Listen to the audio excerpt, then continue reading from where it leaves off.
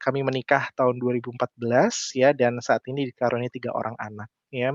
Jadi, puji Tuhan, hari ini kita belajar, bagaimana menjadi mahasiswa yang excellent ya, dan kebetulan juga saya saat ini sedang, mengambil, kuliah saya sedang join program studi, eee, apa namanya program studi, profesi insinyur di ITB juga gitu, dan hopefully, semester ini selesai, semester terakhir gitu ya. Jadi, sedang berjuang juga untuk menjadi excellent sebagai mahasiswa gitu ya. Jadi balik lagi ke rutinitas mahasiswa, mengerjakan tugas dan lain sebagainya ya. Jadi, saya rindu untuk menyampaikan, berbagai kebenaran firman Tuhan ya kepada rekan-rekan semua di tempat ini ya.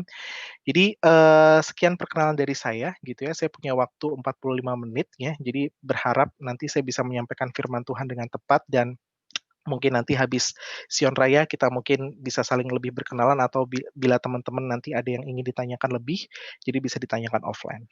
Oke, kalau bisa next slide please. Ya, oke. Jadi, sebelum, saya mulai ke topik ya, jadi saya ingin, kita sama-sama, ini sedikit ilustrasi gitu ya, bagaimana bagaimana, bagaimana kita bisa, melihat sebuah, perspektif yang berbeda gitu ya, dari apa yang sedang in atau apa yang sedang hit gitu ya. Jadi sebenarnya ini adalah salah satu reminder juga bagi kita ya. Jadi, teman-teman pasti semuanya udah tahu ya aplikasi namanya Gojek ya, itu adalah salah satu must have applications di manapun, di manapun mungkin, kita berada gitu ya, nggak cuma di Bandung atau di Jakarta gitu ya, tapi di kota-kota yang besar, bahkan kota-kota kecil pun juga, udah punya gitu ya, fitur-fitur yang ditawarkan oleh Gojek gitu ya. Terus kemudian, eee apalagi kita berada di Indonesia gitu ya, kita punya banyak kebutuhan dan lain sebagainya gitu ya. Nah, kalau kita tilik ya, apa yang ditawarkan oleh Gojek gitu ya, jadi sedikit saya sebenarnya nggak mau promosi ya tentang apa itu Gojek, tapi saya ingin esensi yang disampaikan ini kita bisa konekkan dengan apa yang Tuhan kerjakan gitu ya di dalam kehidupan kita ya. Jadi, itu diawali dengan ojek online gitu ya, konsep bisnisnya adalah ojek online gitu ya, di mana kita bisa pick up, penumpang bagi seorang, driver, atau mungkin kita yang jadi penumpang bisa pesan ojek secara online gitu ya. Nah, waktu itu di tahun berapa ya, kurang lebih 2014, 2015 ya. Jadi basisnya masih, Gojek, which is itu adalah sepeda motor ataupun, taksi gitu ya. Nah, kemudian, kalau kita lihat gitu ya, perkembangannya gitu ya, Gojek itu bertransformasi. Jadi dia nggak hanya, menawarkan, servis semacam itu gitu ya, servis, ride hailing gitu ya, tapi become a super app that provides a variety of smart way ya. Jadi itu nggak cuma berbicara tentang Gojek, tapi kita bisa GoShop gitu ya, kalau kita butuh untuk, belanja gitu, kita bisa, use, salah satu fiturnya gitu ya. Bahkan dulu, juga mempekerjakan, tunarungu gitu ya, dan tunawicara gitu ya, untuk membersihkan mobil kita gitu ya. Terus ada GoMassage, terus kemudian ada, GoFood ya, yang paling sering kita lihat bersama-sama gitu ya. Terus kemudian ada banyak sekali penawaran-penawaran atau transformations, way of, working gitu ya, dari apa yang aplikasi ini, tawarkan gitu ya, sehingga semua orang itu mencintai aplikasi ini gitu ya. Semua orang merasa terbantu oleh aplikasi ini. Semua orang tertolong gitu ya dengan aplikasi ini gitu ya. Jadi nggak heran gitu ya, di Fortune's Award tahun bahkan 2017, 2018 gitu ya, Gojek ini terpilih dari sekian banyak company gitu ya, sebagai 50 company that changed the world gitu ya. Jadi mengubah paradigma dunia tentang bisnis gitu ya, tentang ekonomi, tentang business innovations, dan disukai masyarakat ya. Dengan menawarkan berbagai hal, apapun ada gitu ya, tinggal klik aplikasi dan kemudian kita bisa menikmatinya, bahkan even untuk transfer kadang-kadang orang pakai fitur GoPay gitu ya. Makanya ini menjadi salah satu aplikasi yang sangat dicintai, oleh banyak orang gitu ya. Nah, dengan demikian gitu ya, saya ingin, teman-teman melihat perspektif yang berbeda gitu ya. Demikian juga Tuhan gitu ya, di dalam kehidupan kita, di dalam kehidupan manusia. Kalau kita tilik balik gitu ya, kisah penciptaan gitu ya, di mana Tuhan menciptakan manusia ya, tapi sebelum itu ya, Tuhan menciptakan atau menyediakan, mempersiapkan segala sesuatunya sebelum manusia itu diciptakan ya. Manusia diciptakan di hari ke-6 gitu ya, terus kemudian Hari pertama Tuhan, apa namanya, hari pertama, kedua, dan ketiga Tuhan mempersiapkan segalanya, mulai menciptakan langit dan bumi, menciptakan cakrawala gitu ya, sehingga langit dan bumi terpisah. Terus kemudian, menciptakan tumbuhan gitu ya, menciptakan, apa namanya, makanan dalam bentuk protein hewani gitu ya, menciptakan hewan dan lain sebagainya, menciptakan benda-benda penerang gitu ya, sehingga ada satu sistem yang bisa mensupport kehidupan manusia gitu ya. Nah, demikian, apa namanya, kita merasa terbantu oleh aplikasi Gojek, demikian juga Tuhan ingin menyediakan segala sesuatunya sebelum manusia itu diciptakan. Sehingga ketika manusia diciptakan di hari yang keenam gitu ya, manusia bisa menjejakkan kaki di bumi gitu ya, karena ada gaya gravitasi. Manusia bisa menghirup, udara segar gitu ya, karena ada oksigen dan sistem, apa namanya, berikut dengan sistemnya gitu ya. Manusia tidak akan merasa kedinginan gitu ya, karena di siang hari ada, apa namanya, matahari, terus kemudian di malam hari ada benda penerang gitu ya. Nah, kita pikir deh coba kalau misal, Tuhan menciptakan manusia di tengah-tengah atau mungkin di awal gitu ya, mungkin kita akan terjebak di luar angkasa gitu ya, mungkin kita nggak akan bisa membedakan bumi dan daratan gitu ya, mungkin hidup kita nggak akan aman gitu, karena bisa saja kita ada di lautan, di dasar lautan besok hari, dan kemudian besok harinya lagi di angkasa, dan kemudian kita ketabrak meteor dan lain sebagainya gitu ya. Jadi, melalui hal ini saya ingin mengajak teman-teman untuk terus bersyukur ya kepada Tuhan ya. Kondisi bisa berubah gitu ya, permasalahan bisa berubah, tantangan bisa berganti-ganti gitu ya, musim bisa berganti-ganti juga gitu ya, tapi kasih Tuhan itu tetap sama ya. Dia rindu memulihkan kita, dia rindu menyayangi kita, dia rindu gitu ya mengulurkan tangannya bagi kita gitu ya, dan dia rindu memberkati kita ya. Jadi sama seperti kalau misal kita diberkati dengan aplikasi Gojek, kita merasa terbantu dengan aplikasi Gojek gitu ya. Nah, demikian Tuhan ingin memberi dan memberkati dan menolong kita lebih dari aplikasi terbaik sekalipun gitu ya, lebih dari pertolongan manusia terbaik sekalipun, lebih dari, sistem yang diciptakan manusia terbaik sekalipun, dia sanggup melakukan itu di dalam kehidupan kita ya. Jadi sekalipun, saat ini mungkin saya nggak tahu teman-teman mungkin bergumul gitu ya, ada yang mungkin bergumul masalah studinya, ya ada yang mungkin, bergumul karena harusnya penelitian itu penelitian sifatnya lapangan gitu, tapi karena masa pandemi, penelitiannya diundur, jadwal wisudanya mungkin juga diundur gitu ya, terus nggak sedikit orang frustasi, terus ada beberapa teman-teman juga yang baru aja lulus fresh graduate gitu ya, tapi bingung cari kerja gitu ya, karena nggak ada yang buka lowongan, terus kemudian ada beberapa subdisiplin gitu yang bener-bener lowongannya tutup, kayak misal contoh teknik permiakan gitu, itu pasti banyak anak-anak gitu yang bingung cari kerja gitu karena oil price di mana-mana turun, demand, energi turun dan lain sebagainya gitu ya. Nah, tapi kita mau sikapi ya masa-masa ini dengan sikap hati yang benar gitu ya. Kita tetap bersyukur dalam segala sesuatu, justru mungkin dalam masa-masa ini kita sedang dibentuk oleh Tuhan gitu ya. Dulu yang mungkin kita suka khawatir dan belum berkemenangan, ya kita jadi berkemenangan dalam hal ini. Dulu mungkin kita yang suka ngedumel sendiri gitu ya, tapi Tuhan sedang mentransformasi kita untuk menjadi orang yang solutif solutif gitu ya, dan siapa tahu gitu ya dalam masa-masa ini justru ada lompatan demi lompatan yang Tuhan izinkan terjadi dalam kehidupan kita. Semuanya amin, ya, semuanya semangat ya gitu ya, jadi tidak ada yang mustahil di hadapannya. Oke, jadi, kalau boleh dibuka, next slide. Jadi, eee next slide, ya, oke. Jadi, Jesus Jesus Christ is a center ya. Jadi, kita buka sama-sama yuk di 2 Korintus 5 ayat 15.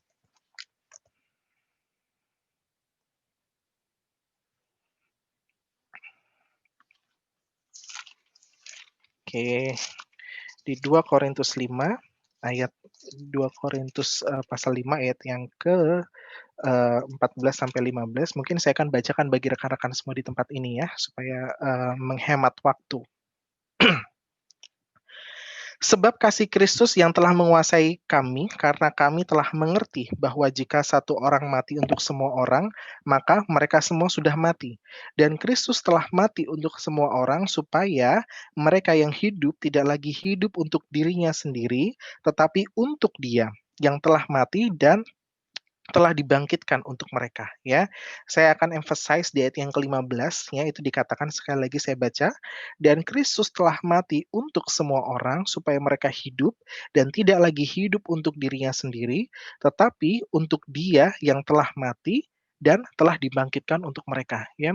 Jadi, ketika saya pertama kali menerima Yesus sebagai Tuhan dan Juru Selamat gitu ya, waktu itu sedang apa ya, retret gitu ya, ketika saya masih kelas 3 SMA gitu ya, dan kemudian saya benar-benar dijamah Tuhan secara luar biasa gitu ya, dalam retret tersebut gitu ya. Saya merasa segala bentuk dosa, kesalahan saya ditelanjangi gitu ya. Mungkin, saya memakai topeng gitu ya sebagai anak yang baik gitu ya mungkin, dan mungkin apa ya, orang melihat saya baik-baik saja, tapi jauh di dalam diri saya, jauh di dalam hidup saya ternyata masih banyak borok gitu ya yang apa namanya, yang Tuhan izinkan pada waktu itu untuk ditelanjangi gitu ya. Dan kemudian, setelah itu saya baru mengerti tentang konsep, bahwa Yesus telah menebus dosa kita, dosa saya, menebus segala kegagalan saya, menebus segala hal yang tidak baik dalam kehidupan saya, dan menjadikan keselamatan itu di dalam kehidupan saya, gitu ya. Nah, di saat itu, pada akhirnya saya menerima Yesus sebagai Tuhan dan Juru Selamat, gitu ya, dan kemudian berlanjut, apa namanya, melalui proses pemuritan, gitu ya, proses, apa namanya, membangun kehidupan, apa namanya, rohani saya gitu ya, terus kemudian mengerti isi hati Tuhan di dalam kehidupan saya dan, mulai sedikit demi sedikit, masuk dalam arena, pengerjaan amanat agung ya.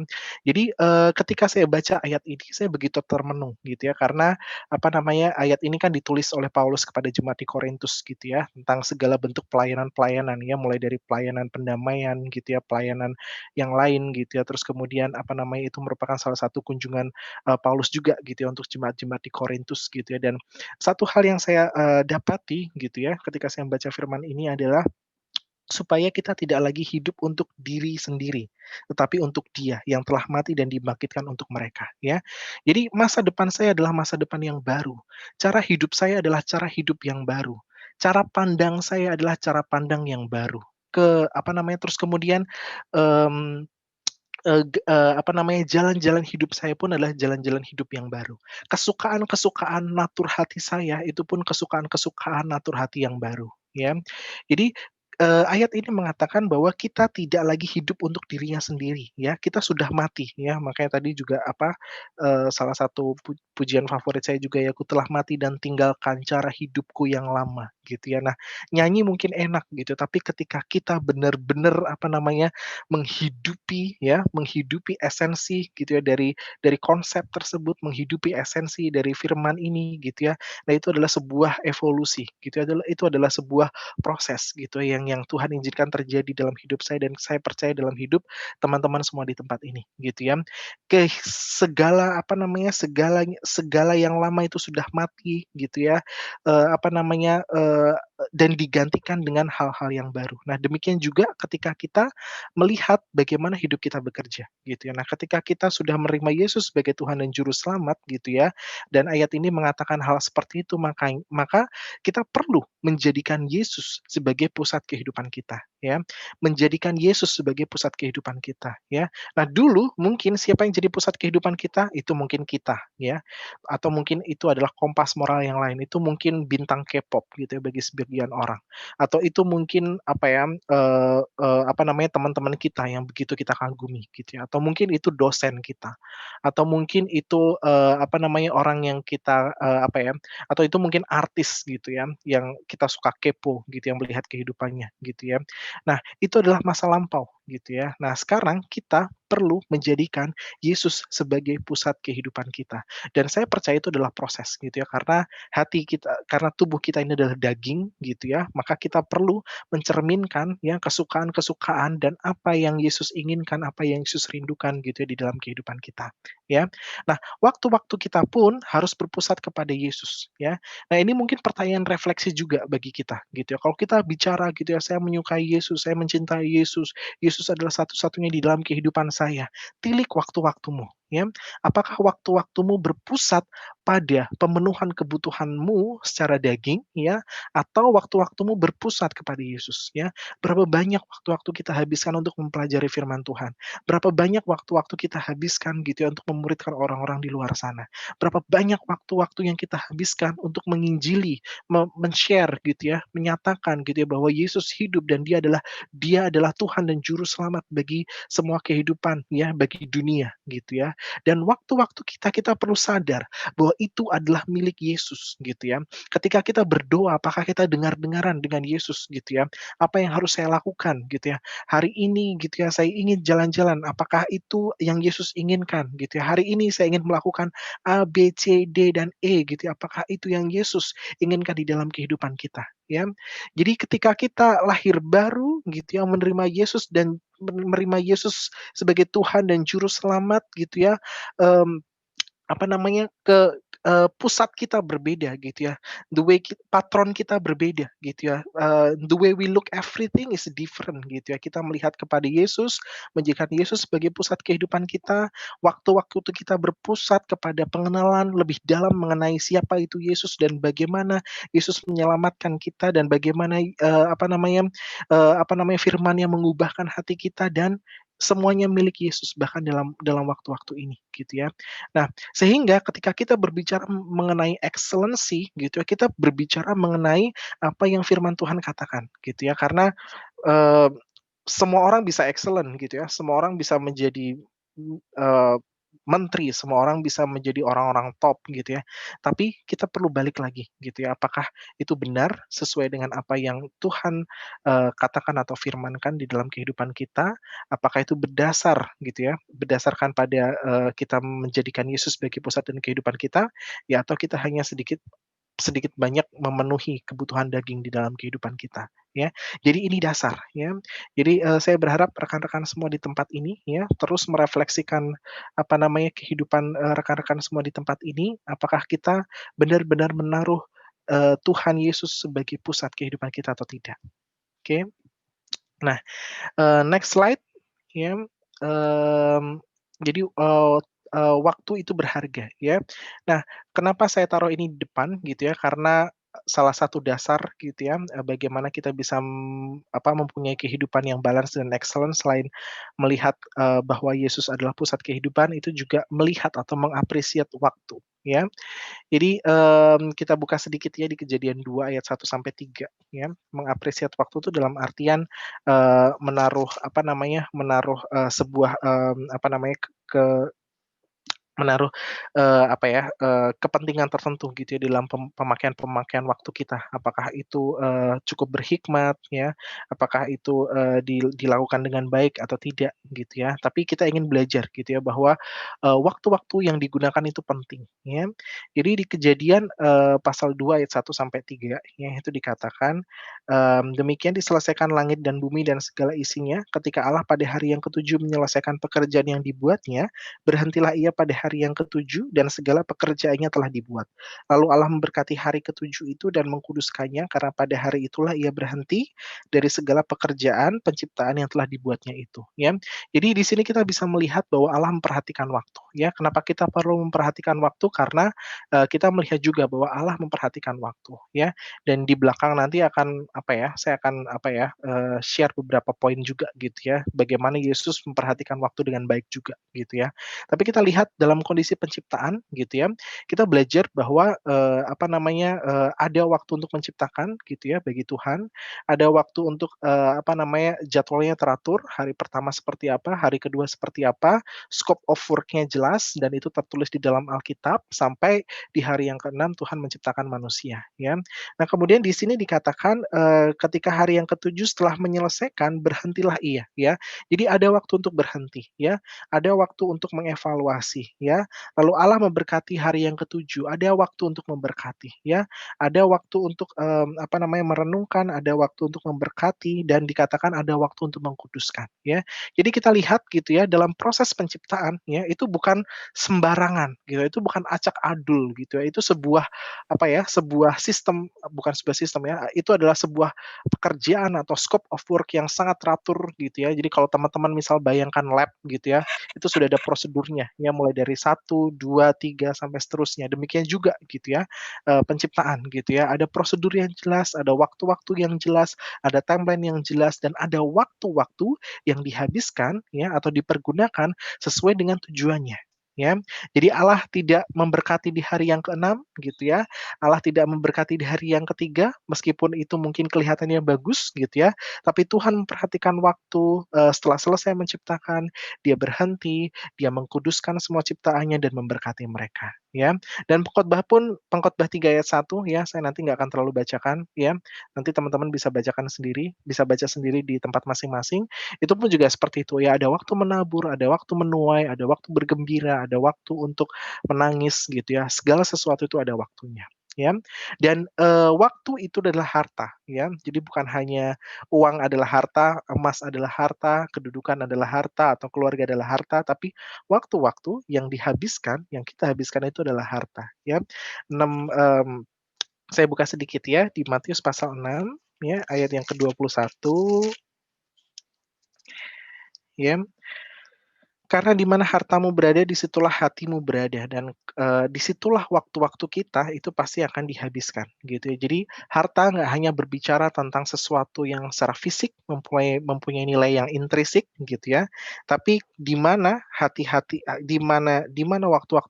waktu-waktumu dihabiskan, itulah hartamu. Karena itulah yang memberikan jiwamu makan ya, itulah yang memberikan pikiranmu makan, gitu ya, dan itulah mengapa kita sebut waktu adalah harta, ya. Jadi waktu-waktu yang kita habiskan mencerminkan prioritas hati kita, ya. Jadi penting sekali gitu ya. Jadi, ini nggak bisa dibohongi gitu ya, meskipun kamu nggak publish itu secara secara apa ya, secara terbuka gitu ya, kita kan ada di generasi yang apa ya, sangat sangat powerful ya dalam sisi media sosial gitu ya. Semua orang pasti apa namanya, ingin apa namanya, menciptakan suatu nuansa yang baru atau mungkin bisa share kehidupannya gitu ya, atau bisa adding value ya di dalam media sosial gitu ya, sehingga orang-orang bisa melihat apa yang kita lakukan dan kita kerjakan.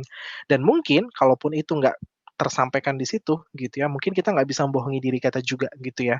Apa sih prioritas hati kita sebenarnya? Itu terlihat dari apa? Terlihat dari waktu-waktu yang kita habiskan, ya. Nah, terus kemudian, relevansinya ini penting sekali ya, karena kita dipanggil, dalam bagian misi untuk menyelamatkan dunia ya. Nah, seperti yang saya tadi share gitu ya, ketika kita lahir baru dan kita diselamatkan, kita menjadi murid-murid Kristus gitu ya, kita menjadi duta kerajaan Allah, ya kan, ya. Sebagai duta mungkin, apa ya, kita mungkin nggak bisa hidup sembarangan gitu ya, nggak bisa hidup sembarangan bukan karena kita, apa namanya, kita merasa tertekan gitu ya, atau kita merasa ada sebuah keharusan yang besar gitu ya, apa namanya, untuk apa ya, melakukan segala sesuatu gitu ya, atau untuk melakukan rules-rules tertentu gitu, tapi lebih karena kita mengerti kita melakukan itu, karena kita dipanggil ya. Kita mengerti itu berbeda ketika dengan kita disuruh gitu ya. Kita mengerti karena kita dipanggil dalam bagian misi Allah ya, untuk menyelamatkan dunia ya. Jadi kalau kita ngerti itu ya, maka kita akan menaruh ya atensi yang lebih besar gitu ya terhadap waktu-waktu yang kita habiskan. Oke, mmm, next slide, please ya. Nah, kemudian inilah problemnya gitu ya. Jadi kita ngerti waktu itu penting gitu ya, terus kemudian kita mendapati bahwa kita adalah manusia yang terbatas, diri kita masih satu ya, kalian masih satu ya, kita nggak bisa seperti seperti amuba yang bisa memecah diri atau membelah diri gitu ya. Tapi kita, punya kegiatan yang sangat banyak gitu, atau mungkin ada banyak pekerjaan atau ada banyak tanggung jawab yang mungkin ada di dalam pundak kita untuk kita selesaikan ya. Ya, saya cuma taruh beberapa aja di situ ya, tapi itu relevansinya bisa terhadap studi ya, atau teman-teman di mahasiswa itu ikut organisasi, terus kemudian put emphasize on a friendship as well, terus kemudian family atau keluarga, terus kemudian pemuritan, terus kemudian, media sosial, ya, atau kemudian ada hal-hal yang lain, ya. Nah, anak-anak muda itu sering mengalami kegagalan dalam menyeimbangkan berbagai kegiatan yang dipercayakan di dalam kehidupan mereka, ya. Ada yang frustasi 24 jam, ya, itu nggak bisa menyelesaikan semua, gitu ya. Terus kemudian, ujung-ujungnya ya kelelahan, terus kemudian ada satu sesuatu yang dikesampingkan ya, dan nggak sering yang dikesampingkan itu adalah pemuritan ya, pemuritan atau baca firman Tuhan ya, karena itu begitu menuntut konsistensi dan, at some point itu, bisa melawan daging sedemikian rupa gitu ya. Orang-orang anak-anak muda ya nggak jarang gitu ya mengalami kegagalan karena kelelahan, terus kemudian disiplin-disiplin rohaninya itu menjadi mundur ya. Dulu disiplin baca firman Tuhan, tapi ketika ikut organisasi yang betul-betul menyita waktu, pada akhirnya nggak pernah lagi baca firman Tuhan ya. Terus kemudian, skala prioritasnya juga sudah berubah gitu ya, dan kemudian, kebingungan, apa namanya, merasa kering secara rohani ya, terus kemudian merasa menyalahkan dirinya sendiri, dan pada akhirnya sedikit demi sedikit bahkan nggak sedikit ya, nggak sedikit di antara anak-anak muda itu pada akhirnya mundur dari pelayanan ya, karena merasa gagal. Pada akhirnya mereka, apa ya, melukai dirinya mereka sendiri gitu ya, apa namanya, terus kemudian menjadi terintimidasi gitu ya karena perkataan orang-orang, "Oh, orang ini di mana sih?" Gitu, "Kok dia udah nggak kelihatan lagi sih?" Gitu ya, atau mungkin, dalam dalam perspektif yang lainnya mungkin studinya juga gagal gitu ya, apa namanya, ketika dia berusaha gitu ya untuk apa, jadi yang terbaik menurut versinya dia gitu ya, apa namanya, untuk menyelesaikan studi gitu ya, tapi karena intimidasi yang besar gitu ya, karena intimidasi yang terus-menerus terjadi gitu ya, dan mungkin nggak sekali dan 2 kali, pada akhirnya studinya pun berantakan ya. Dan pada akhirnya gitu ya, itu nggak hanya berbicara masalah, kemunduran pelayanan atau kemunduran studi atau gagal studi, tapi pada akhirnya karena intimidasi yang apa ya, terus-menerus, dipupuk gitu ya, atau kemudian terus-menerus terjadi, dan pada akhirnya, dia sampai di satu titik di mana, apa namanya, dia udah selesai dengan ini semua, ya, merasa penat dengan ini semua, dan pada akhirnya tidak mencapai panggilan tertinggi ya di dalam kehidupannya ya. Dan pada akhirnya nggak sedikit juga orang-orang, apa namanya, mencari penghiburan di tempat yang lain, pada akhirnya berteman ya, tapi berteman dengan teman yang salah gitu, yang pada akhirnya mereduce, value-value yang mungkin sudah dia pertahankan ya. Karena bagaimanapun ya teman-teman perlu perhatikan ya, kebiasaan yang buruk ya, pergaulan yang buruk itu bisa merusakkan kebiasaan yang baik gitu ya. Jadi karena pergaulan yang buruk itu bisa merusak segala nilai-nilai yang mungkin sudah dibangun di dalam pemuritan, dan pada akhirnya hancur lebur tanpa ada sisa ya. Nah, ini adalah problem ya. Problemnya bukan terjadi karena ada hal-hal yang perlu kita lakukan. Problemnya adalah karena kita tidak melakukannya dengan seimbang, ya. Terlalu over studi juga nggak bagus, gitu ya. Terlalu over dalam organisasi itu juga nggak bagus, ya. Terlalu over dalam quote unquote, pelayanan, ya, tapi pada akhirnya studinya berantakan itu pun juga nggak berhikmat, ya. Jadi yang kita inginkan adalah kehidupan yang seimbang, ya. Jadi nutrisi aja kan juga perlu seimbang ya, sesuatu yang seimbang tuh pasti bagus ya. Nutrisi seimbang, gizi seimbang, ya, time management itu pun juga seimbang. Oke. Jadi, saya harap teman-teman mengerti bahwa ini adalah problem yang besar dan kita berusaha untuk melakukan dengan cara yang berhikmat ya, dalam hal ini ya. Next slide. Nah, Tuhan ingin kita berkemenangan ya. Berbagai apa ya, dengan semakin banyak yang Tuhan percayakan di dalam kehidupan kita, itu artinya ada, level yang Tuhan izinkan kita untuk apa ya, untuk kita naiki gitu ya, naik ke dalam level, berikutnya ya, terus kemudian Tuhan ingin kita berkemenangan ya. Di Yohanes 10 ayat 10 itu dikatakan, "Hidup secara berkelimpahan seperti yang Tuhan rencanakan sejak semula," ya. Itu ayatnya berbicara tentang apa namanya, berbicara tentang, awalnya kehendak iblis ya, kehendak iblis untuk menghancurkan, membunuh, membinasakan apapun, merusak, ya, mencuri sukacita, ya, mencuri damai sejahtera gitu ya, itu adalah kehendak iblis ya, tapi kehendak Tuhan adalah kita punya hidup yang berkelimpahan. Ya mungkin kalian terus remakan kata-kata tersebut gitu, terus katakan tersebut, hidup secara berkelimpahan ya, itu secara apa ya, dan itu dalam hal-hal yang tadi saya sebutkan ya, dalam hal-hal studi ya, dalam hal-hal apa namanya, keluarga gitu ya, pemuritan kita berbuah gitu ya, pelayanan kita memberikan dampak bagi orang lain, teman-teman kita bertobat gitu ya, karena Kristus dinyatakan melalui kehidupan kita gitu ya, dan Tuhan ingin itu, Tuhan ingin kita berkemenangan ya. Kadang-kadang di suatu situasi yang sukar gitu ya, orang suka susah gitu ya mengucap syukur dan melihat, bahwa Tuhan itu baik. Tapi saya ingin teman-teman semua di tempat ini melihat dengan perspektif yang berbeda ya. Justru karena kekurangan ya, justru karena masa kekurangan kita memberi, justru dengan masa yang kering gitu ya, kita melihat bahwa suatu saat nanti Tuhan akan menciptakan pertumbuhan demi pertumbuhan gitu, dan di saat-saat sukar gitu ya, kita ingin sama-sama melihat bahwa Tuhan itu memegang janjinya dan memberikan kemenangan demi kemenangan di dalam kehidupan kita, ya. Nah, ada 5 prinsipal, next slide ya, yang mungkin perlu kita, saya ingin, menjelaskan lebih detail gitu tentang praktisnya gitu, tapi saya ingin teman-teman, melihat principles-nya terlebih dahulu ya. Jadi prinsipal itu lebih ke arah konsep gitu, jadi bagaimana konsep kita supaya kita bisa menjadi mahasiswa yang excellent gitu ya, mahasiswa yang, bukan mahasiswa yang, bukan hanya manusia yang, IP-nya bagus gitu ya, atau bukan mahasiswa yang, pelayanannya juga bagus gitu ya, tapi mahasiswa yang mungkin semakin banyak dipercayakan di dalam kehidupan dia, tapi dia mampu, memberikan yang terbaik dan, meletakkan sebuah time management yang cukup seimbang gitu di dalam kehidupannya, ya. Jadi ada, 5 principles ya, jadi yang dicetak hitam ya, itu adalah, keyword-nya ya. Jadi disiplin ya, dalam dalam hal ini memanfaatkan waktu, yang kedua meletakkan batasan, yang ketiga menetapkan prioritas, yang keempat sengaja menjadi excellent, dan yang kelima itu tidak curang, ya. Jadi sekali lagi ya, saya ingin emphasize ya, kata-kata yang dicetak hitam itu adalah kata-kata, keyword-nya ya. Jadi, ada 5 principles, ada 5 konsep yang perlu kita perhatikan.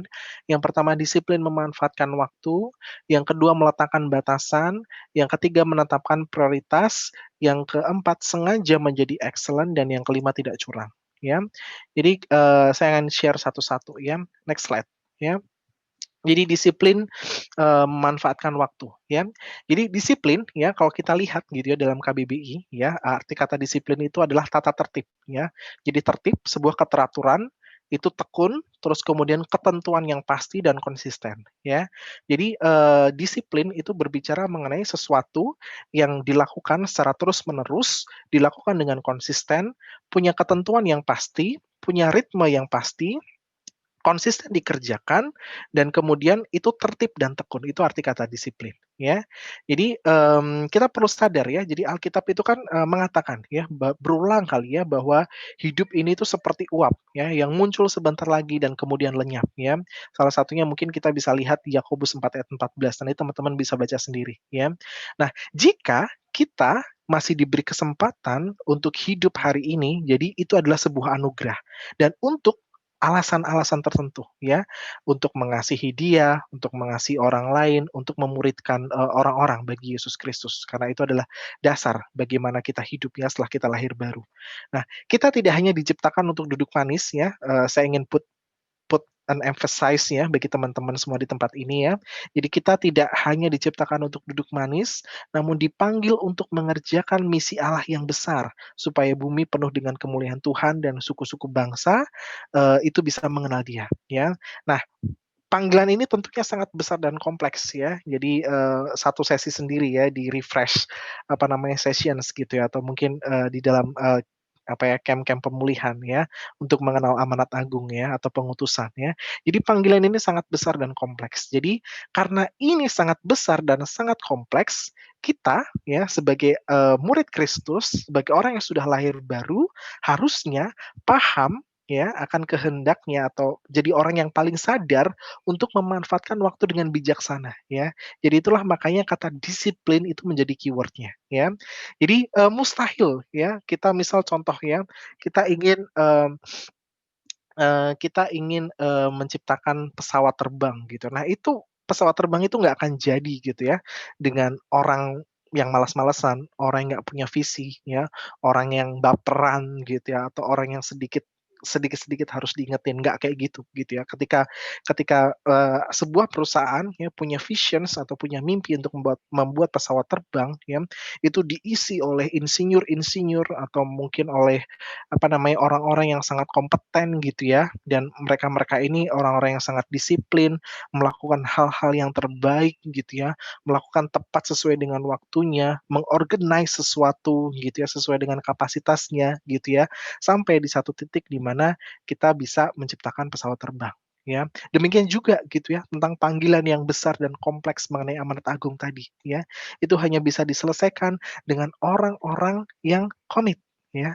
Oleh karena itu kita ada pemuritan ya, kamu komit di dalam apa ya, diajar dan kamu komit untuk mengajar gitu ya. Disiplin dalam waktu ini tidak bisa dicapai sekali lagi dengan orang-orang yang cuma tidur-tiduran, sedikit-sedikit mengeluh gitu ya, dan nggak memberikan yang terbaik di dalam kehidupan kita, ya. Misi Tuhan itu besar ya, teman-teman semua di tempat ini dan waktu bergerak sangat cepat ya. Dan di Amsal 21 ayat 5 dikatakan, "Rancangan orang rajin semata-mata mendatangkan kelimpahan, tetapi setiap orang yang tergesa-gesa hanya akan mengalami kekurangan." Nah, apa sih, apa namanya, prakteknya gitu ya. Nah, teman-teman bisa, misal contoh saya tuh dulu sampai sekarang ya, saya bikin jadwal harian ya. Jadi, hari Sabtu atau hari Minggu, biasanya hari Sabtu tuh Sion Raya ya, Sion Raya, saya dulu, apa namanya, dipercaya jadi apa, Kadif Kreatif Ministry gitu ya. Jadi setiap SR itu harus duduk gitu ya, harus apa namanya, melihat, bagaimana Sion Rayanya di-run dan lain sebagainya, memastikan PW apa, tim PW, tim apa ya, tim helps gitu ya, atau mungkin tim MM itu mengerjakan porsinya masing-masing gitu. Terus kemudian, ada PJ ibadah dan, constantly saya kasih feedback gitu ya, apa-apa aja yang perlu di-run dengan lebih baik gitu ya, apa-apa yang perlu di-run dengan efisien, terus kemudian pembicara dan lain sebagainya. Jadi, wah, hari Sabtu tuh biasanya fokus ke apa ya, ke ibadah ya. Terus kemudian hari Minggu gitu ya, itu, saya bisa punya waktu lebih luang gitu ya untuk memikirkan minggu depan ya. Jadi biasanya saya apa namanya, saya tulis, jadwal-jadwal saya gitu ya. Nah, sekarang kan kalender kan ada di mana-mana ya, HP udah semakin canggih dan teman-teman juga mungkin banyak yang punya tab dan lain sebagainya gitu ya. Jadi saya pakai email gitu ya, jadi untuk apa ya, meng-overlay, jadwal-jadwal saya gitu ya, dan kita bisa color code juga kan ya. Jadi misal hal yang berhubungan dengan pelayanan kita warnain merah, apa namanya, untuk hal-hal yang lain kita bisa taruh warna-warna yang lain, untuk kuliah pakai ini dan lain sebagainya. Jadi untuk orang-orang yang tipenya visual ini sangat ngebantu gitu ya, dan bagi saya itu adalah bentuk gitu ya, itu adalah bentuk mengaplikasikan Amsal 21 ayat 5 tadi ya, rancangan orang rajin karena ini berbicara tentang rancangan. Jadi siapa yang merancang kehidupan kamu minggu depan? Kamu, ya, bukan orang lain ya. Kalau kamu nggak merancang kehidupan kamu untuk minggu depan, atau 2 minggu lagi, atau sebulan ke depan, maka orang lain yang akan merancangkan kehidupanmu ya. Orang lain yang akan mengaturkan segala sesuatu untuk kehidupan kamu, dan pada akhirnya kamu nggak akan kemana mana kalau terbiasa diatur sama orang lain ya. Jadi rancangan orang lain mendatangkan kelimpahan, tapi setiap orang yang tergesa-gesa hanya akan mengalami kekurangan. Oleh karena itu, kalau belajar juga jangan H-1 gitu ya, ngumpulin tugas juga jangan H-1 karena kamu pasti akan tergesa-gesa dan hanya akan mengalami kekurangan di sana ya.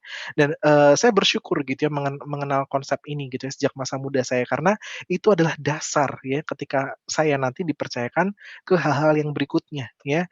Jadi jangan salah teman-teman ya. Jadi kalau teman-teman terbiasa disiplin sejak masa muda, itu akan membantu teman-teman ketika nanti sudah bekerja ya. Karena ketika bekerja ya kamu akan mempunyai atau diberi tanggung jawab yang lebih ya. Atau mungkin teman-teman saat ini masih single gitu, tapi ketika teman-teman nanti udah punya teman hidup ya, itu nanti akan dibawa dalam apa ya, dalam tahap yang berbeda atau di dalam tingkat yang berbeda ya. Dan ketika kamu disiplin ketika masa-masa single, itu ngebantu kamu ketika kamu ber-TH, membantu kamu ketika kamu nanti udah jadi suami dan istri, dan membantu kamu ketika nanti kamu, apa namanya, sudah punya anak-anak gitu ya, yang mungkin dipercayakan di dalam kehidupanmu ya. Dan saya ingat sekali gitu ya, itu benar-benar waktu itu membantu saya apalagi ketika masa-masa semester, 7 dan 8 ya, masa-masa ketika orang menyusun TA gitu ya. Karena di samping saya jadi Kadif, Kreatif Ministry ya, Tuhan percayakan anak-anak rohani yang dibina ya, terus kemudian Tuhan percayakan juga apa namanya, ada beberapa organisasi yang saya ikuti gitu, dan di samping itu saya perlu menyelesaikan tugas saya dengan baik dan apa namanya, Dan saya nggak dan tentu saja ya, kita nggak bisa melakukan semua tadi gitu ya, di dalam satu time frame yang bersamaan ya. Perlu perencanaan yang matang dan itu yang saya lakukan biasanya tiap tiap, hari Minggu ya. Jadi Senin sampai Jumat gitu ya, saya sudah punya ide gitu ya untuk apa ya, untuk menentukan jadwal. Oh, Senin jam sekian sampai sekian, saya harus ketemu orang ini untuk PA, terus kemudian saya ketemu PJSR, terus kemudian saya ketemu dosen saya, terus kemudian saya kuliah dan lain sebagainya, semuanya dijadwalkan dalam, apa ya, di dalam time frame tersebut. Apakah bisa ada perubahan? Bisa, ya. Tapi at least kamu punya rancangan ya terhadap minggu ahead ya, satu minggu ahead ya, satu minggu, apa namanya, setelahnya gitu. Kamu punya punya punya punya punya, frame yang jelas ya, punya kaca yang jelas gitu ya, tentang apa yang akan kamu lakukan dan kamu kerjakan ya. Jadi itu disiplin dalam hal waktu ya. Jadi teman-teman, apapun, apa, fase hidup teman-teman di tempat ini, disiplin itu sangat membantu, ya. Terus kemudian yang kedua, next slide, itu adalah batasan, ya. Jadi ini penting juga ya batasannya, karena batasan itu membantu kita untuk bisa fokus mengerjakan apa yang harus kita lakukan dan kerjakan, ya. Nah, Yesus, nanti kita bisa bahas bersama-sama ya, tapi ini waktu ya, karena waktu yang tinggal 5 menit lagi ya, jadi saya ingin, sampaikan, apa ya, konsep yang, lebih matang ya sama teman-teman semua. Jadi nanti teman-teman bisa catat nanti ayatnya sendiri dan bisa baca gitu ya di rumah, di tempat masing-masing. Yesus berulang kali tercatat, menyendiri ya untuk mengambil waktu teduh sendirian. Itu nggak cuma tercatat di satu kitab ya, itu tercatat di 4 kitab ya, di Matius, Markus, Lukas, dan Yohanes ya, menceritakan tentang keseharian Yesus ya. Nah, dengan menyendiri dan mengambil waktu sendirian, Yesus sebenarnya sedang meletakkan batasan yang tegas ya, termasuk juga dengan hubungannya sama murid-muridnya ya. Jadi, Yesus ahli menetapkan batasan ya, dengan tersebut Yesus punya space ya untuk mempelajari firman dan berdoa ya. Jadi, kita juga perlu seperti itu teman-teman ya, kita bukan Superman ya yang bisa melakukan segala sesuatu ya dengan tangan kita ya, kita perlu say no ya terhadap sesuatu yang mungkin nggak menjadi prioritas kita ya. Jadi bagi teman-teman mungkin, apa ya, karena anak-anak muda ini kan suka curhat ya, sering ngobrol ya, kadang-kadang kita jadi nggak punya batasan ya. Misal contoh ada orang yang pengen banget nelpon kita, tapi kita sudah komit waktu-waktu tersebut untuk melakukan hal yang lain, kadang-kadang kita nggak enakan, kita mengiyakan, tapi pada akhirnya jadi amburadul ya. Jadwal harian atau mungkin, kalau itu diaplikasikan in a higher level gitu ya, kita jadi collapse sendiri gitu ya. Terus kita tiba-tiba sakit gitu, terus kemudian kita jadi marah sama diri kita sendiri, terus kita menjadi menyesal gitu ya, kenapa kita nggak nolak ini dan kenapa kita ikut teman-teman kita, atau mungkin dalam situasi tersebut kita jadi sangat kacau dan pada akhirnya, apa ya, jadi bumerang bagi diri kita sendiri ya. Tapi menetapkan batasan ya, itu adalah esensial ya dan Yesus melakukannya ya. Kita bukan Superman. Jadi kalau kita nggak membuat batasan atau rules ya, maka orang lain yang akan membuatnya bagi kita ya. Jadi jangan takut ya, jangan takut untuk say no, jangan jadi yes man gitu ya. Itu bukan berarti kita nggak menolak, tapi kita sedang, menempatkan sesuatu sesuai dengan batasan-batasan kita ya. Dan, Lukas 5 ayat 16 itu juga dikatakan, "Akan tetapi ia mengundurkan diri ke tempat-tempat yang sunyi dan berdoa," ya. Jadi pekerjaan Yesus itu berkhotbah ya, dia mengadakan mukjizat, tapi ada masa-masa di mana dia hanya ingin sendirian, ya, hanya ingin sendirian dan dia berdoa ya, mempelajari firman Allah, mengalokasikan waktu untuk mempelajari firman dengan sistematis, di-charge ya sebelum kita, melayani atau sebelum kita, apa, memberi banyak kepada banyak orang ya. Jadi ini penting ya, meletakkan batasan ya. Dan kalau kita gagal ya dalam meletakkan batasan gitu ya semenjak masa muda kita gitu ya, kamu akan jadi mudah kolaps ya suatu saat nanti, gitu ya. Jadi ini penting sekali ya, bagi teman-teman semua di tempat ini, ya. Nah, nomor 3 itu adalah prioritas, ya. Jadi, saya boleh minta waktunya, ekstra 5 menit lagi ya, supaya, saya make sure saya bisa menyampaikan konsepnya gitu ya dengan tuntas, ya. Jadi, menetapkan skala prioritas ya. Jadi, kisah Maria dan Marta ya di Lukas 10 ya. Jadi mungkin kita bisa, melihat ya, jadi kisah itu tuh bukan berarti, jadi Marta itu salah gitu ya, dalam perspektif, melayani Tuhan itu salah atau melayani pelayanan meja itu salah gitu ya. Tapi di situ Marta mendapat kecaman buruk gitu ya, mendapat kecaman buruk karena dia tidak melakukan sesuatu sesuai dengan skala prioritas yang benar gitu ya. Dia terlalu sibuk gitu ya untuk melayani pelayanan meja ya, dan pada akhirnya dia nggak sadar bahwa ketika ada pengajar di sana, ketika ada Tuhan di sana, ketika ada guru besar di sana, bagian yang terbaik adalah sama seperti Maria, duduk ya, diam dan mendengar ya. Marta mendapat kecaman buruk ya di perikop tersebut ya, dan kenyataannya kita adalah Marta-Marta juga masa kini gitu ya. Ada banyak orang juga yang nggak punya skala prioritas yang benar ya. Ada banyak orang juga yang karena nggak punya batasan gitu ya, lack of discipline dan kemudian nggak punya prioritas juga dalam kehidupannya ya. Jadi sama seperti Marta gitu ya, menganggap segala sesuatu mungkin sama baiknya atau menganggap segala sesuatu tuh sama buruknya gitu ya. Jadi nggak punya skala prioritas ya yang tepat gitu ya. Jadi ini penting sekali ya. Nah, biasanya kan kita kalau di apa ya, di,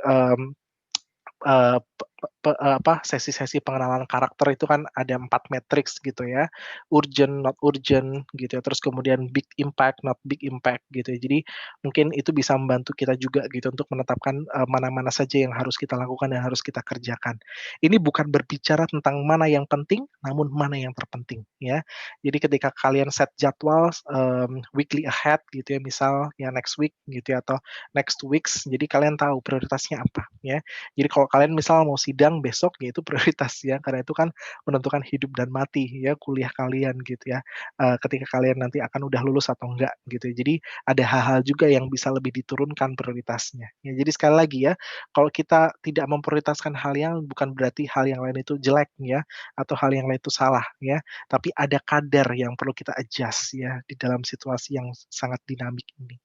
Oke, dan kita juga perlu tegas ya, sama seperti disiplin dalam pengelolaan waktu dan batasan, mengalokasikan prioritas ini juga cukup jelas ya, dan kalau kamu cukup jeli gitu ya untuk, melihat mana prioritasnya, nah itu adalah apa ya, sumber kekuatan dan itu adalah sumber sukses juga gitu, nggak cuma di dalam pelayanan tapi di luar pelayanan juga. Oke. Nah, nomor 4 ya, itu sengaja menjadi excellent ya. Jadi, kenapa saya kasih kata sengaja ya, karena, orang ya itu lebih cenderung malas daripada menjadi excellent, betul nggak? Ya, contohnya kayak gini ya, ketika ketika kita apa ya, ketika kita di pelayanan kita selalu bilang ya, kita selalu, term-term yang yang sering kita dengar adalah disiplin berdoa ya, disiplin saat teduh, disiplin baca firman Tuhan ya. Jadi untuk menjadi excellent gitu ya di dalam hal-hal tersebut ya, selalu dikasih kata disiplin ya. Tapi kalau kita tidur, apakah kita tidur atau malas-malesan gitu ya, apakah apakah kita taruh kata disiplin juga gitu ya? Enggak kan gitu ya, disiplin malas-malesan, disiplin tidur-tiduran, enggak kan ya? Atau berdosa gitu ya, berdosa gitu atau melakukan dosa atau jatuh dalam dosa, itu kan kita nggak kasih kata disiplin gitu, karena kan ya itu natur natur manusia yang lama gitu ya, dan ya itu daging gitu ya, mungkin begitu nikmat dilakukan gitu tanpa harus menjalankan atau melakukan komitmen-komitmen dengan kesungguhan. Nah, makanya menjadi excellent ya dalam hal secara konsisten ini perlu ya, perlu kesengajaan ya, sengaja ya. Mempunyai studi yang excellent itu bukan berarti menjadi selalu yang terbaik ya, IP-nya paling atas terus ya, tetapi menjadi yang terbaik dari dirimu sendiri ya, tanpa mengenal putus asa dan menyerahkan segalanya kepada Tuhan ya. Dan di Matius 5 ayat 41 itu juga dikatakan excellent itu mengerjakan yang terbaik yang dapat dilakukan gitu ya. Jadi ukurannya itu bukan orang lain yang menentukan, tapi ukurannya itu kamu yang menentukan. Ini yang terbaik versi saya, inilah yang terbaik versi saya, ya. Jadi, kita juga teman-teman juga jangan terjebak gitu ya, pada akhirnya jadi membandingkan hasil ya, dengan orang lain atau berusaha memperoleh maksimal dengan menghalalkan segala cara ya, tapi lebih fokus pada mengerjakan apa yang kita pegang sekarang, apa yang kita punya sekarang dengan cara yang terbaik dan karakternya juga tentunya tidak tercelah ya. Jadi itu sebenarnya juga nanti relate ke nomor 5 ya, tidak curang gitu ya. Tapi saya ingin, teman-teman Sudut Empat ini sengaja menjadi excellent ya. Jadi kalau misal kamu diminta gitu ya untuk mengerjakan sesuatu, jadilah excellent gitu ya. Berikan yang terbaik dari apa yang diminta ya. Prinsipnya perlu seperti itu. gitu ya. Jadi kalau misal, oh ada Sion Raya gitu ya, misal contoh ada komando bahwa oke tiap minggu gitu ya ada Sion Raya, tapi kamu merasa gitu ya, ada sebuah yang ada sesuatu yang mungkin perlu di-improve dari Sion Raya gitu ya. Saya ingin, apa ya, seperti ini gitu ya, atau saya ingin menyebarkan, apa ya, publikasi Sion Raya dengan cara yang lebih lebih, strategik lagi gitu ya. Nah itu adalah excellent gitu dan lakukan itu gitu ya. Jadi di bagian-bagian di mana kamu, perlu menjadi excellent, di bagian-bagian di mana kamu ingin menjadi excellent, sengajalah menjadi excellent ya. Dan demikian juga dengan studi kamu gitu ya. Jadi kalau, dosen gitu ya meminta kamu gitu ya untuk mengerjakan sesuatu, jadilah excellent ya.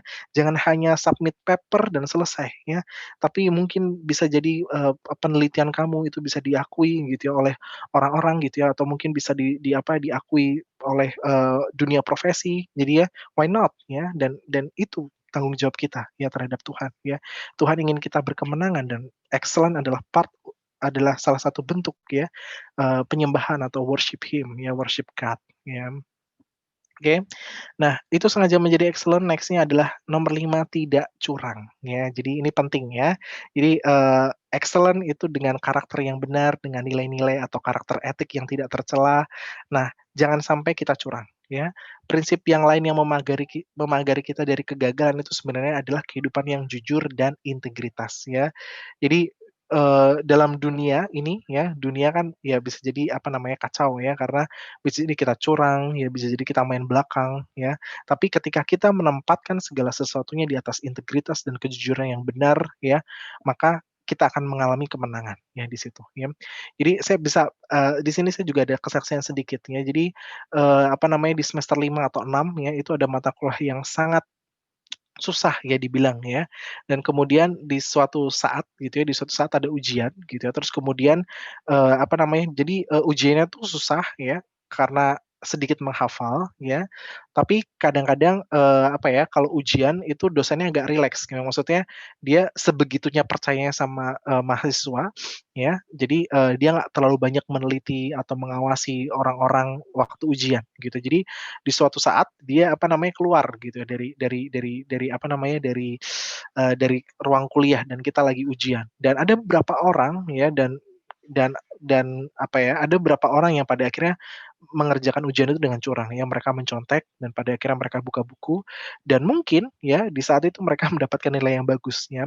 Dan di titik itu gitu ya, saya merasa apa ya, sedikit terpukul gitu, aduh saya ini nih sepertinya melewatkan kesempatan yang berharga nih gitu ya. Saya bisa saja curang gitu ya dan bisa mendapatkan hasil yang sempurna, tapi, ada sesuatu yang apa ya, ada sebuah keteguhan hati di dalam kehidupan saya dan saya melihat bahwa, apa ya, Roh Kudus begitu menjamah saya waktu itu gitu ya dan mengingatkan saya, menginsafkan dosa akan menginsafkan saya akan kebenaran gitu ya, menginsafkan saya gitu ya, agar saya tidak curang gitu dan pada akhirnya saya memutuskan untuk tidak curang ya dan nilai saya jelek ya karena apa, saya nggak menghafal gitu ya. Ada beberapa perikop yang nggak saya hafal dan pada akhirnya itu keluar di ujian ya dan nilai saya jelek gitu ya. Tapi saya sadar gitu ya, ini bukan kenapa saya harus marah kepada mereka gitu ya, karena apa namanya, ini kesalahan saya fully responsible karena memang ada beberapa part yang saya missing gitu dan pada akhirnya itu mendorong saya untuk belajar lebih dan lebih lagi dan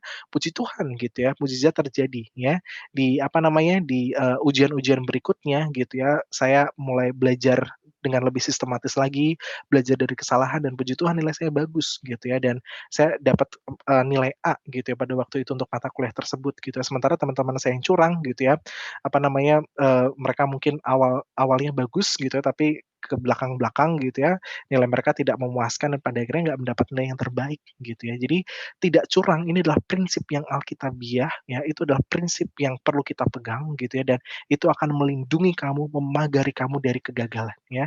Dan puji Tuhan teman-teman ya, saya bisa saksikan ya, saya lulus, dari kampus gitu ya dengan predikat cum laude gitu ya. Jadi meskipun IPK saya nggak apa ya, mungkin nggak yang terbaik di angkatan, tapi apa namanya, cum laude gitu ya. Jadi, saya bangga bukan karena apa ya, bukan karena saya mampu melakukannya gitu ya, tapi karena saya mau memagari saya dengan nilai-nilai yang benar gitu ya, sehingga saya dijauhkan dari kegagalan gitu dan yang lebih penting lagi adalah, saya menjadi, yang terbaik ya, versi saya menurut saya sendiri dan saya merasa all out dan apa ya, saya merasa puas gitu ya karenanya. Dan saya yakin teman-teman juga pasti mungkin akan dihadapkan dengan hal-hal yang sama ya.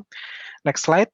Jadi, Tuhan memberi kita potensi untuk mempunyai studi yang excellent ya. Jadi belajar adalah sebuah bentuk ibadah dan penyembahan ya, to worship ya, sama seperti yang Tuhan katakan ya di dalam, seperti seperti apa namanya, seperti yang Tuhan, katakan ya kepada Adam ya, to worship ya.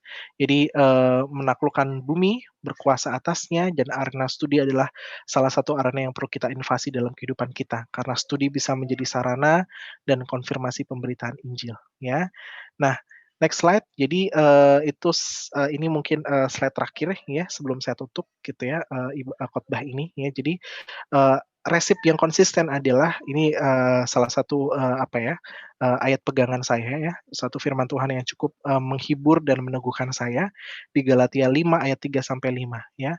Dan bukan hanya itu saja, kita malah bermegah juga dalam kesengsaraan. Karena kita tahu bahwa kesengsaraan itu menimbulkan ketekunan, ketekunan menimbulkan tahan uji, dan tahan uji menimbulkan pengharapan, dan pengharapan tidak mengecewakan karena kasih Allah telah dicurahkan di dalam hati kita. Jadi kata-kata yang di mark, kuning ya, itu adalah kata-kata keyword-nya ya. Jadi kesengsaraan tuh nggak hanya berbicara kesengsaraan fisik, kita nggak bisa makan, nggak bisa minum gitu ya, tapi mungkin, itu juga, apa ya, itu juga di titik-titik atau di masa-masa di mana hati kita galau gitu ya, melihat orang yang curang gitu ya, atau apa ya, apa ya, hati kita merasa tertekan gitu ya ketika kita melakukan kebenaran gitu ya, itu definisi dari kesengsaraan. Tapi kesengsaraan itu ya, saya pengen emphasize sama teman-teman semua itu menimbulkan ketekunan ya, dan saya pengen katakan sama teman-teman semua bahwa ketekunan itu mahal ya, itu hasil proses ya, dan itu proses yang lama ya. Jadi jangan khawatir kalau ada hal-hal yang mungkin nggak berkenan di dalam hati kamu atau mungkin membentuk jiwa dan diri kamu, karena itu akan menimbulkan ketekunan, dan ketekunan itu menimbulkan tahan uji ya, dan tahan uji itu berbicara mengenai masa-masa depan ya. Karena masa depan itu belum tentu masa depan yang mulus ya, bisa jadi kehidupan kita nggak sama seperti jalan tol ya yang mulus, lancar gitu, nggak ada hambatan, bahkan jalan tol aja udah macet ya. Tapi, dalam berbagai situasi pun gitu ya, kita akan menjadi orang yang tahan uji ya, dan tahan uji itu selalu menimbulkan pengharapan ya.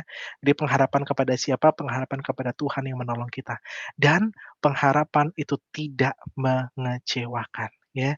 Jadi ini adalah dasar, ya. Jadi kalau kalau kita ingin tekun, ya, kita ingin tahan uji, ya itu adalah proses, ya. Kita nggak bisa hanya jadi, "Oh, orang Kristen, terus kemudian saya ingin segala sesuatunya itu tepat sama seperti apa yang saya inginkan atau saya bayangkan." Ya, nggak seperti itu, ya. Tapi dengan engkau tahan uji, menimbulkan pengharapan, dan pengharapan itu pasti tidak pernah mengecewakan, ya, karena kasih Allah telah dicurahkan di dalam hati kita, ya. Jadi saya berdoa semoga firman ini ya itu kita renungkan bersama-sama ya, kita kita bisa bisa dengar bersama-sama, dan saya berdoa juga hati rekan-rekan semua di tempat ini, sama seperti hati yang sama seperti tanah yang subur ya. Jadi ketika benih firman Tuhan itu ditanam, itu pada akhirnya berbuah, berakar yang dalam dan berbuah yang lebat ya. Terima kasih, waktu saya kembalikan kepada MC. Tuhan Yesus memberkati. Thank you.